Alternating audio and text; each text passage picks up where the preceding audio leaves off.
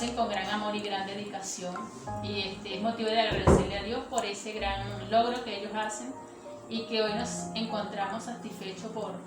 las bondades que ellos prestan, por su amor, por su carisma,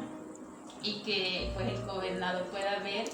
y el alcalde puedan ver el esfuerzo que ellos hacen en prestar su servicio como médico. Pues,